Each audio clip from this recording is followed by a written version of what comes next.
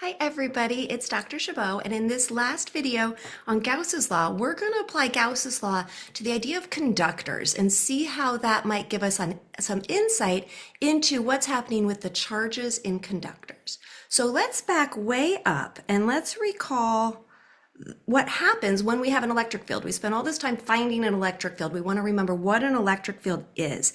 An electric field is the force per charge. So we have this idea that there would be a force, an electric force on a charge in an electric field, because electric fields are describing the force that would exist in a space. And so if we do put a charge there, there is a force acting on that charge.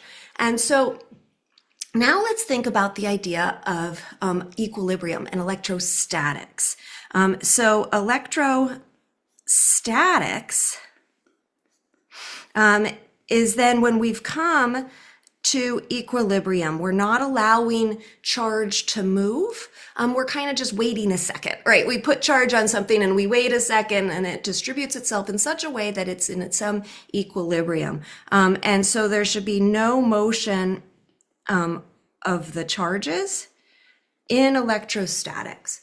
And so if we then think, let's just imagine a conductor. So if we imagine a conductor, and remember that this is the one where the electrons are free to move away from their parent nuclei. So free to move all over the surface or all over the object, as opposed to insulators where the electrons are kind of like tied onto a leash associated with their parent atom. They can't really move freely. So they'll imagine a conductor, and I'll just draw a sphere to kind of keep it simple. And now let's think what would happen if there was an electric field inside a conducting material. So let's say, for example, I just pick a direction, but let's say that there was an electric field inside a conducting material. And now the conducting material is made up of all of these electrons that are free to move. Well, I would imagine then that all of the electrons would move, right? The electrons would move. So this is not equilibrium. So that is not statics anymore. So that is not equilibrium. That is not statics. And so what the conclusion there is, and this is a big conclusion, is that there can be no electric field inside a conducting material in equilibrium.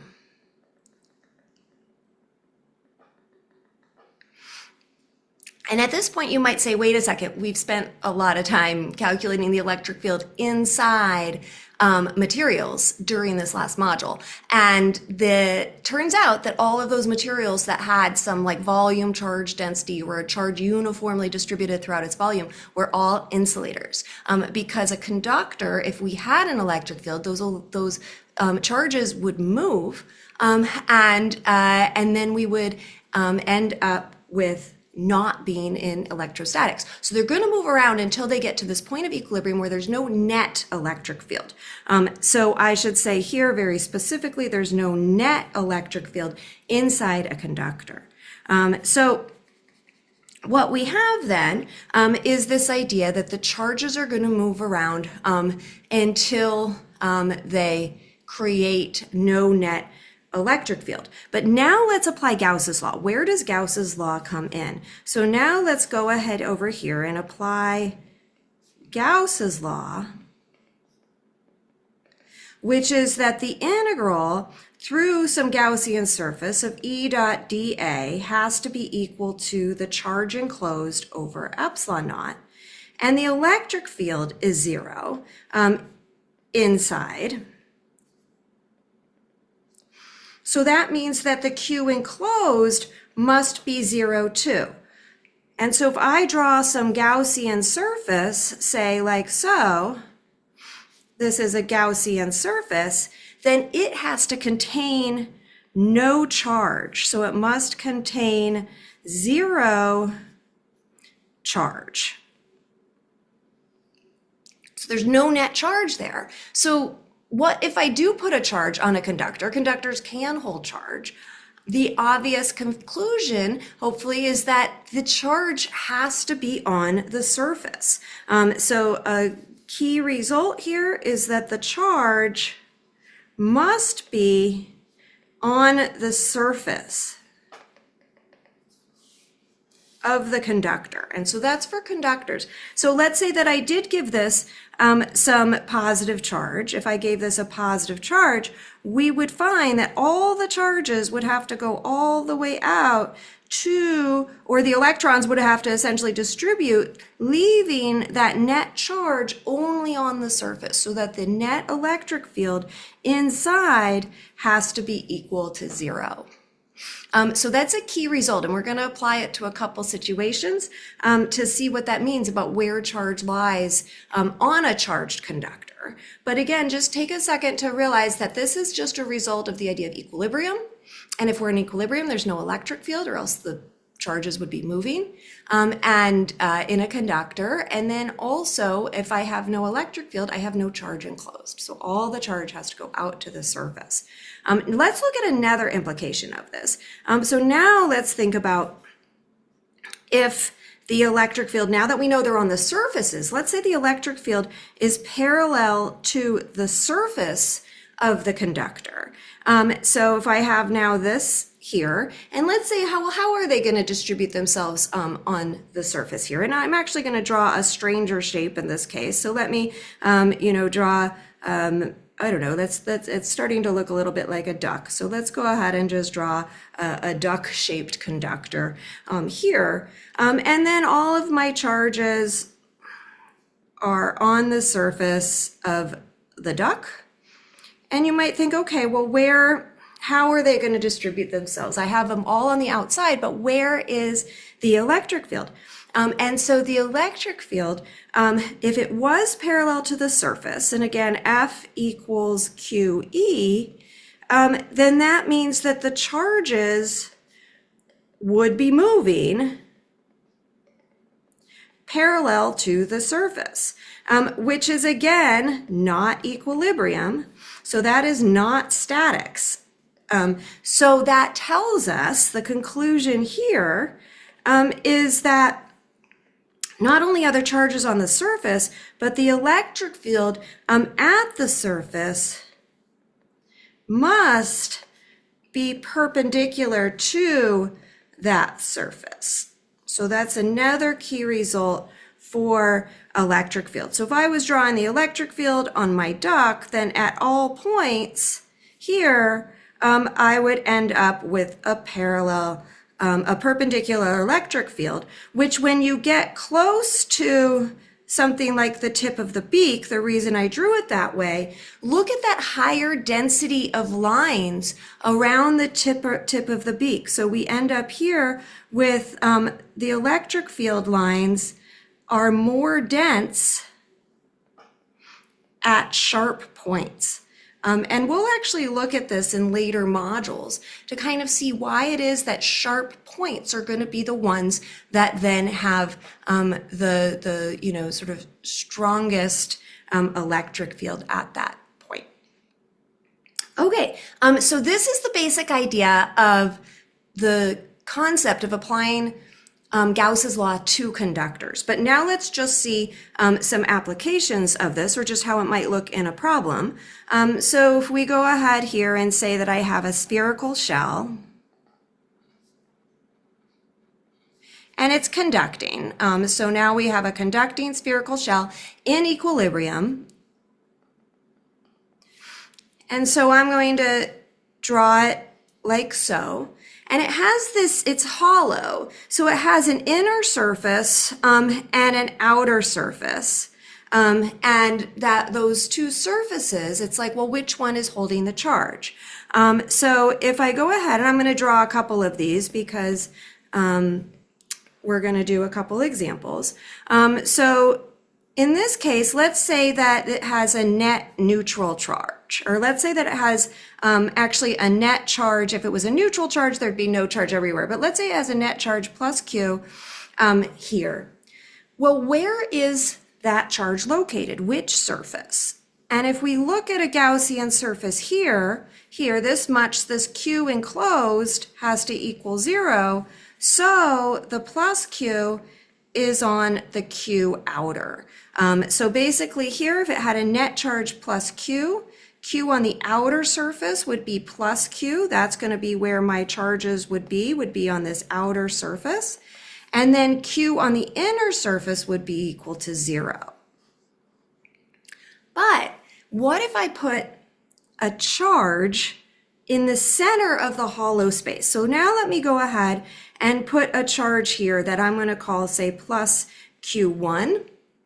And then let me go ahead and see what happens here. And I'm going to, again, copy this because I'll do another example after.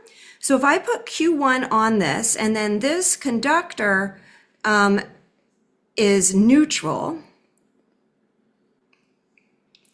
Now let's think about what happens. So now I imagine my Gaussian surface inside the conductor. The Q enclosed here still has to be equal to 0.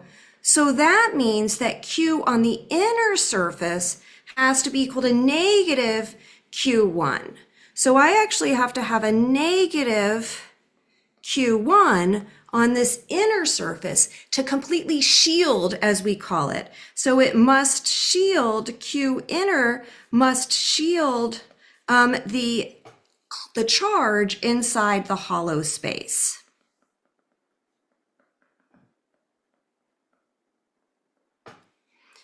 So that Q inner is going to be negative Q1.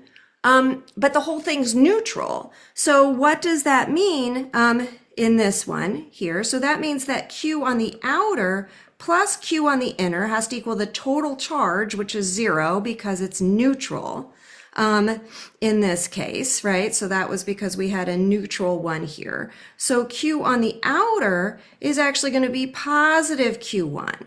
And so I'm going to then have an equal and opposite charge on the outside surface. And so the electric field E on the outside is still going to be equal to our standard, point charge. And everything would act the same, but that's going to be because inside the material, right, the electric field is getting shielded by that inner surface. So if I was going to plot this electric field, I would have the electric field from the point charge, and then I would hit the inner surface, and then that charge is going to drop down and shield that electric field. And then on the outer surface, if I get here to the outer surface, it's going to drop, it's going to come back up, and now I'm enclosing Q1 again, and it's going to drop down. So the inside the electric field, inside the conductor, the electric field is actually just 0. And so that shielding effect is actually what we see in things like the Faraday cage, which we'll get to build some in class. So that shielding is the idea that, you could be inside of your car during a lightning storm, or you've gone to the museums maybe and you've seen people standing in the cage and being able to be shielded by the lightning. So there's this idea of the Faraday cage that has this conductors can completely shield the electric field. Your phone doesn't work very well in a metal box like an elevator or a big giant store with a metal frame. So this idea that you have, this shielding is a pretty common phenomena that you've experienced, even if you haven't realized it. All right, so let's go ahead now and do another last example where let's say I put plus Q1 on the inside hollow, and then the conductor is going to have, let's say we give it a positive Q2. So this is just kind of another example. Let's apply the same idea. So again, my Gaussian surface, we start with that. My Q enclosed has to be equal to 0. So that tells me that Q on the inside is going to be negative Q1. Then I do my next step, right? So this was the first step. The second step is to know that Q on the inner plus Q on the outer equals Q total. And in this case, Q on the inner plus Q on the outer needs to equal plus Q2, right? Because here I'm not a neutral conductor, but I've given it a net charge Q2. So then that says that Q on the outer is equal to plus Q2 minus Q inner, so minus Q in, which is plus Q2 minus Q1. And so Q on the outer surface here, the result for this would be Q2 plus Q1. So the Q on the outer surface would be not only the charge on the conductor, but the charge on the inside surface. So the three steps that we always do is first you look at your Gaussian surface, and then you decide that the Q, so this would say step 1, this is step 2, you decide what Q on the outer surface is, and then in step 3, you solve for each one, or you solve for Q outer. Okay, so this phenomena of applying Gauss's law to conductors, to recap the two main results, it's that all the charge must lie on the surface and the electric field is perpendicular to the surface. And that creates this shielding effect where we have to have the inner surface of a hollow spherical shell cancel out whatever's on the inside so that you have essentially no net electric field in equilibrium inside your conducting material.